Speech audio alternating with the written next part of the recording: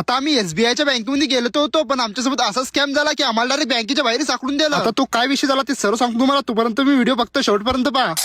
तर कसं आहे पब्लिक, मी तुमचा लाडका ब्लॉगर प्रणव बोरे. आजच्या व्हिडिओमध्ये तुमचं सर्वांचं स्वागत आहे. आता आमचे सर्व पोट्टे गावात येलो होते. पहिले तर प्रेमाच्या घरी गेलो, प्रेमाला घेतलं, मग सर्व पोट्ट्यासोबत मग आलो इकडे आपल्या बस स्टँडवर आलो. नाश्ता करला नाही असं तर होणार नाही, मग काय पहिले नाश्ता करून घेतला. नाश्ता वगैरे करल्यावर आम्ही आलो इकडे एसबीआयच्या बँकेमध्ये. बँकेमध्ये आल्यावर तर म्हटलं आता गरजेचं काहीच नाही, आपलं काम लवकर होईल. नंतर बँकेवाले म्हणे की आज शनिवार म्हणे, आज बँकेला सुट्टी राहते म्हणे. आता आम्हाला वाटलं बँकेचा दरवाजा उघडा आहे तर बँक पण उघडीच अशी. मग तिथून ढकलो, मग आलो इकडे गॅरेजवर. आता सुरजात करणं होतं थोडं गाडीचं काम. गाडीचं तेवढं काम झाल्यानंतर आम्ही संध्याकाळी निघालो कापूसवाडीला जायसाठी. मग कापूसवाडीमध्ये आलो. कापूसवाडीमध्ये आल्यावर आपल्याला तर जाणं होतं मित्राच्या घरी, पण त्याचं घर आम्हाला माहितीच नव्हतं. मग त्याला फोन लावल्यावर तो लगेच आला आम्हाला तिथे घ्यायसाठी. आता आमचे सर्व पोट्टे कापूसवाडीमध्ये काऊन जमा झाले ते सर्व सांगतो तुम्हाला, तोपर्यंत व्हिडिओ फक्त शेवटपर्यंत पहा. आता बरेच दिवसांना आमचे 5वी 6वीतले मित्र एका ठिकाणी जमा झाले होते. आता आमचे सर्व पोट्टे एका ठिकाणी जमा झाले. माहोल होणार नाही असं तर होणारच नाही. आता आमच्या सर्व पोट्ट्याचं कापूसवाडीमध्ये जमा व्हायचं कारण म्हणजे आज होता बा आपल्या मित्राच्या भावाचा बिनोरा. आता बिनोरा आहे आणि आमची पोट्टी माहोल करणार नाही असं तर होणारच नाही. आता आमचे पोट्टे आल्या खेपी भिडून गेले ना बोल डायरेक्ट नाचायला. आता तुम्ही खांद्यावर 1 जण 2 जण पाहिले असेल, पण एकाच्या खांद्यावर 3-3 जण एकदी पाहिलं नसेल. हे काम फक्त आमचे पोट्टेच करू शकता. आता आमच्या पोट्ट्याने नवरदेवला पण सोडलं नव्हतं, नवरदेवला पण डायरेक्ट तिसऱ्या तालावर चढवून टाकलं. आता आमचे पोट्टे नाचायला लागले की डायरेक्ट बेवड्याला पण मागे सोडता.